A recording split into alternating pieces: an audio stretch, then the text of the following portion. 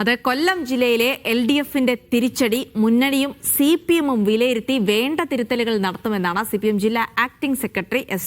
ജയമോഹൻ പറഞ്ഞത്. ജില്ലയിൽ 40-ലധികം സീറ്റുകളിൽ UDF NDA ധാരണയുണ്ടായിരുന്നു എന്നുള്ള ഒരു ആരോപണവും അദ്ദേഹം ഉന്നയിക്കുന്നുണ്ട്. അധികാരം പിടിക്കാൻ രാജ്യ താൽപര്യങ്ങൾക്കോ മതേതര മൂല്യങ്ങൾക്ക് വിരുദ്ധമായോ CPM പ്രവർത്തിക്കില്ല. കോർപ്പറേഷനിൽ മുതിർന്ന നേതാക്കൾ നേരിട്ടത് അപ്രതീക്ഷിത പരാജയമാണ് എന്നും S. ജയമോഹൻ മീഡിയ വണ്ണോട് സമ്മതിക്കുന്നുണ്ട്.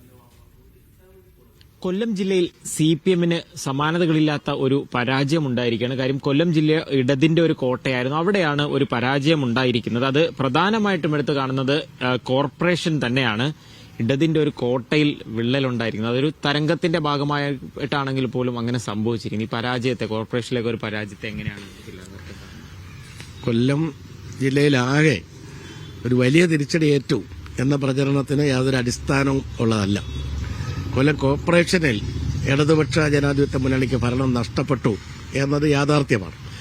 അതെന്തുകൊണ്ടാണ് സംഭവിച്ചതിനെ സംബന്ധിച്ച് ഇടതുപക്ഷ ജനാധിപത്യ മുന്നണിയും CPM-ഉം ശരിയായ നിലയിൽ പരിശോധിച്ച് വിലയിരുത്തി പാർട്ടി ഏതെങ്കിലും കാര്യത്തിൽ തിരുത്തലുകൾ വരുത്തേണ്ടതായിട്ടുണ്ടെങ്കിൽ തിരുത്തി കൂടുതൽ ജനവിശ്വാസം ആർജിച്ച് ജനങ്ങൾക്ക് വേണ്ടി കഴിഞ്ഞ കാലങ്ങളിൽ ചെയ്തിട്ടുള്ള വികസന പ്രവർത്തനങ്ങൾ, ക്ഷേമ പ്രവർത്തനങ്ങളുമെല്ലാം കൂടുതൽ ഉത്തരവാദിത്തത്തോടുകൂടി ഏറ്റെടുത്ത് അതൊക്കെ ജനങ്ങൾക്ക് സമർപ്പിക്കാൻ പാർട്ടി പ്രതിജ്ഞാബദ്ധമായി തന്നെ പ്രവർത്തിക്കും എന്ന കാര്യത്തിൽ ഒരു സംശയം വേണ്ടെന്ന്.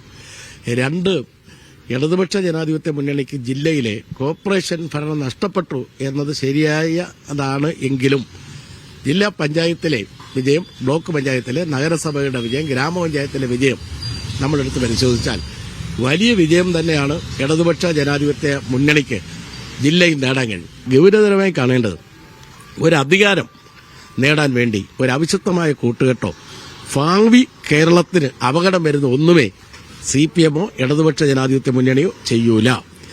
എന്നാൽ BJP ചെയ്തിരിക്കുന്നത് പരിശോധിച്ചാൽ പുനലൂർ നഗരസഭയിൽ ആദ്യമായി BJPയുടെ ഒരു പ്രതിനിധി കൌൺസിലറായി തെരഞ്ഞെടുക്കപ്പെട്ടിട്ടുണ്ട്.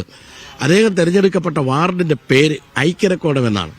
ഐക്യരക്കോണം വാർഡിൽ പാർലമെന്റ് തെരഞ്ഞെടുപ്പിൽ പ്രേമേന്ദ്രന് വലിയ ഭൂരിപക്ഷം കിട്ടിയ വാർഡാണ്.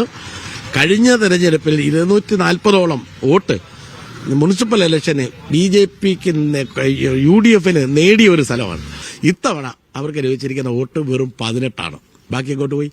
അപ്പം BJPക്ക് അക്കൗണ്ട് തുറന്നതിന് വഴി വെട്ടിത്തെറിച്ചിട്ട് കൊടുത്തത് ആരാണ് എന്നത് അവിടെ തന്നെ പരിശോധിക്കുമ്പോൾ നമുക്ക് വ്യക്തമായി മനസ്സിലാക്കാൻ കഴിയുന്ന ഒന്നാണ്. കടയ്ക്കൽ BJP ജയിച്ച സ്ഥലത്ത് അവർക്ക് അവിടുത്തെ UDFന് വോട്ടില്ല. തൊട്ടടുത്ത ഒരു വാർഡില് BJPക്ക് അവിടെ വോട്ടില്ല.